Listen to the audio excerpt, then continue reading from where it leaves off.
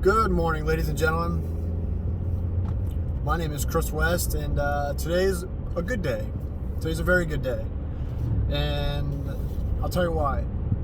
I was invited to a prayer group, a man's prayer group in the morning, and this guy's flying by me, and I was kind of reluctant, but I was like, I need to go. I love going. I love seeing God's people. I love being around God's people, but at the same time, I don't know. I was reluctant, but I was so in desire to go. I wanted to go anyway. So, just to kind of give you what one of the things happened was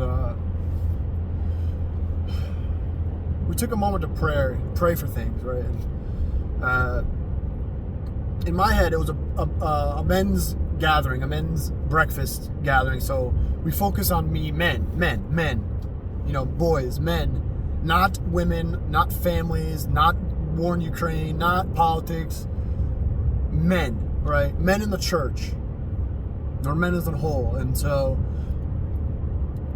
I started feeling this freaking, you need to say something, Chris. You need to say something, Chris. And I'll tell you why.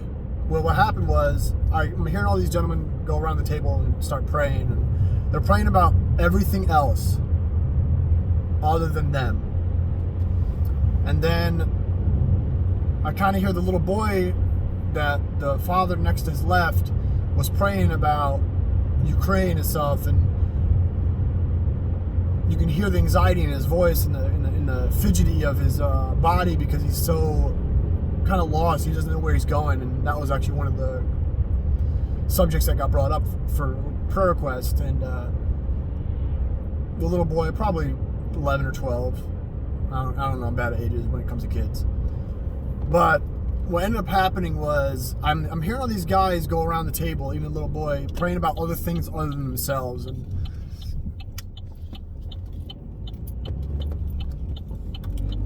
I want you to know something.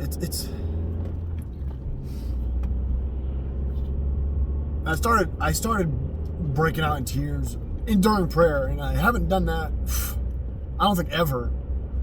And because I just felt compassion for this little boy next to my left. And the reason I did was because I kind of felt that sense of angst in the room about where do we go? Like, how do we get to a point where we're an established man, we're established leaders and role models for little boys and girls, of families and at work centers and at CEOs, and how do we become leaders in a world so broken and corrupt and evil and disgusting? And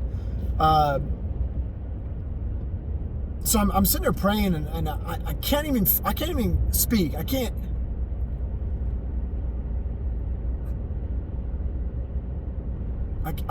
I'm pretty much like dead silent, trying to talk through my gargling of my voice, angry at myself because I couldn't speak the way what I wanted to speak. And I opened my eyes, and instead of talking to God as if I was like he's an imaginary being only in my brain, I talked to him as if he was a person in front of me.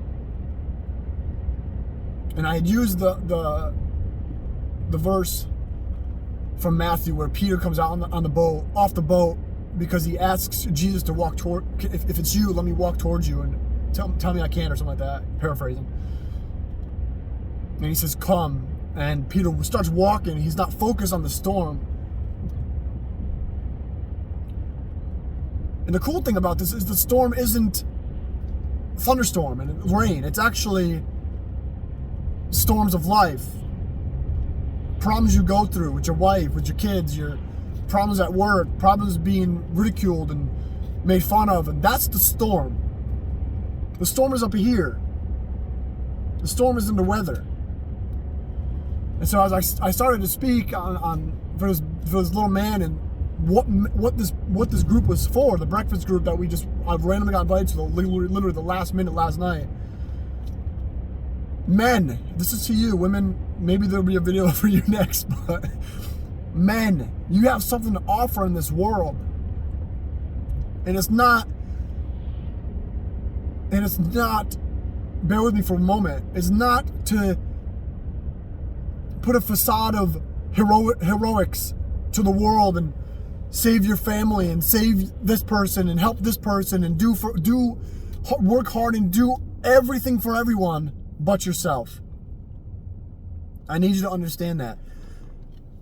Jesus came on this earth. Listen to me, I'm not preaching, I promise. Jesus came on this earth for everyone. Let me take that word out, everyone. One. That you, me. He did it for one person. Right? Obviously more than that, but one person, you. We're trying so hard to emulate what Jesus did on this earth and help everybody else around us. How the heck are we going to help everybody around us? For real. That's a real question. How are we going to help anybody, if we can't even help ourselves? We can't feed ourselves. We can't fight for ourselves. We can't defend ourselves. We can't talk to ourselves. We can't constructively criticize ourselves. What we're doing is we can't help ourselves. We can't love ourselves. What we're doing is we're constantly belittling ourselves, talking down to ourselves, convincing us we're not good enough to ourselves. We are literally helping everybody else because we're thinking that's going to clear a void in that pocket that might one day,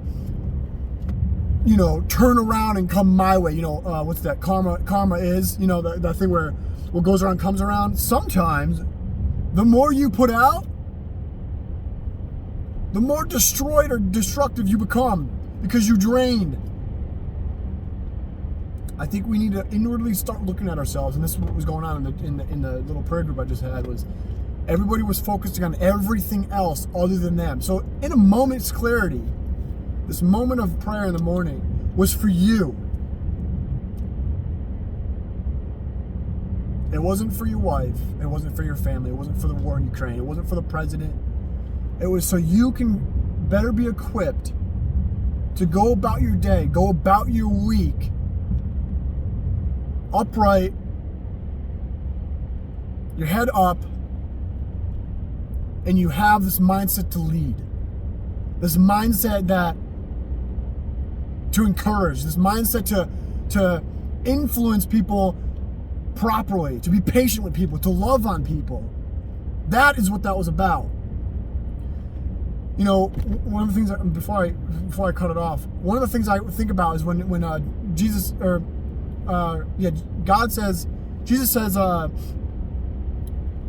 go into your room and pray. This is paraphrased, I think it's in Matthew.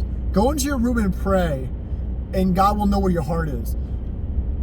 That moment right there is the most important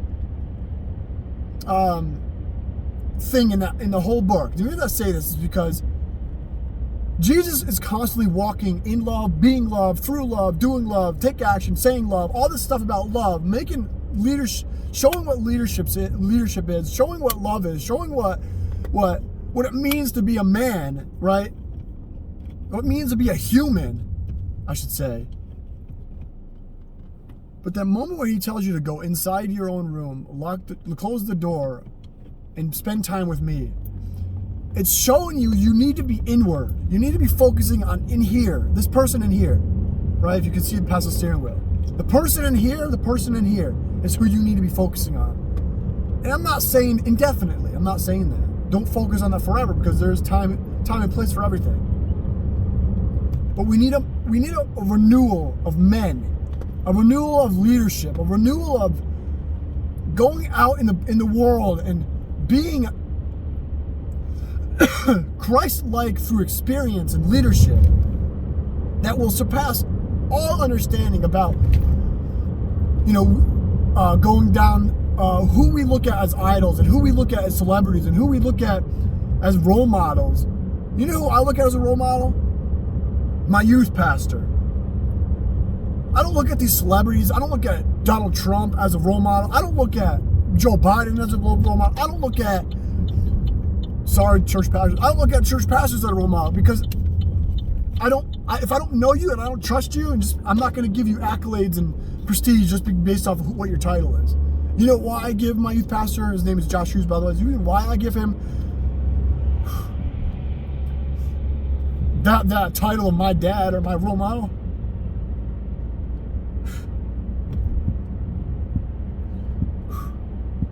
I promise this wasn't planned.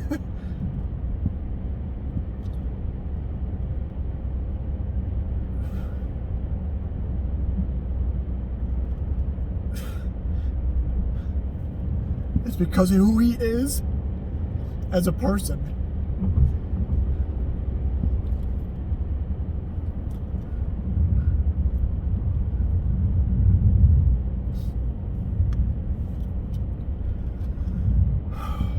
I had an argument with my wife recently about, I can't remember what it was, but I had actually brought up an experience that I had with Josh, and I forgot what she asked me. She asked me something like, I want to go to a different church and it's fine. And I was like, I don't care. I don't trust anybody. I think it was, we were talking about counseling or marriage counseling for her, and I was like, well, I can't. She was like, well, they're usually not psychologists at the church. They're usually people who have experience with like 30 years experience of marriage. And I was like, yeah, that makes sense. They don't matter. I wouldn't want to go anyway because I don't know them. I can't just accept someone's knowledge about marriage if I don't see their marriage.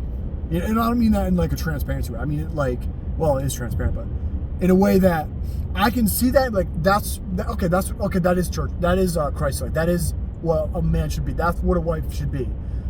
If I can't see that, who's to say you're worth anything? If I go to your house and your house looks in shambles and it's your kids are off the wall throwing everything around and nothing's clean and it's destroyed and you're closer to being divorced and all this craziness going on in the household. How am I can't in good decency give you that moment of, I think you should give me advice. So the reason I don't know why I want to change it, but the reason I give Josh that character role model, that leadership or that dad title, is because I look at him as a role model in my life. That hey, I don't want what he has, but how do I get to where he did? And he kept saying it. God did this. If I wasn't God, I'd be somewhere in a ditch somewhere. If I wasn't with God, if I wasn't doing God stuff, I would be in a ditch somewhere. And that's to me that's a role model, because if someone has a moral compass of God, I'm sorry, I think that's the highest moral value anybody can ever hold, because you're living beyond yourself. You're living beyond the world that you see. That is far more important than what's going on with Ukraine, or what's going on with Russia, or what's going on with the President of the United States. Of course, we're going to focus on politics, but we need a renewal of men to be better leaders, to love, to be open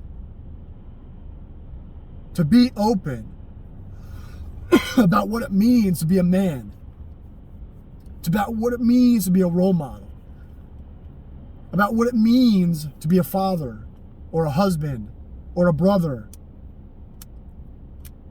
When I hear those words, I find leader. I can't differentiate the two in my head. And I'm not going to tell you what I think of of men that don't fit that. But you can fathom. But all I want to say, but as closing, is go out, be the man you were meant to be. Don't let a woman dictate who you are. Don't let a kid dictate who you are. Don't let other men dictate who you are because you're trying to fit in some facade of what society tells you you're supposed to be. You're not supposed to be anybody else but yourself. You're not supposed to be anybody else but Christ-like. You're not supposed to be anybody else but Christ leadership-like. You're not supposed to be anybody else. I said who God made you to be. And where you're supposed to be going is where God wants you to be. Don't let anybody else or the world or the adversary come in the way of what God wants you to be and wants you to become. That is the most important thing that a man in a household, in my opinion, Christ-like opinion, we got to stop pretending to be men. We got to stop pretending to be men. I'll say it again. We have to stop pretending to be men and be men. Trust me, the definition of man is far longer than this video I would like to go into.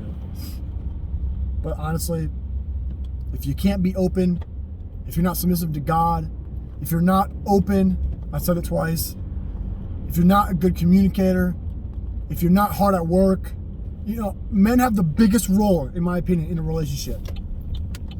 Yeah, women, yes, I know. Oh, some women are going to kill me for saying that. But the reason I say that is because men really set the tone for the way your household is being ran, the way your work center is being ran, the way you can openly communicate with somebody. That is the things you can control. How you upbring your kids. Of course, you compromise with your wife, your other half, and work it out.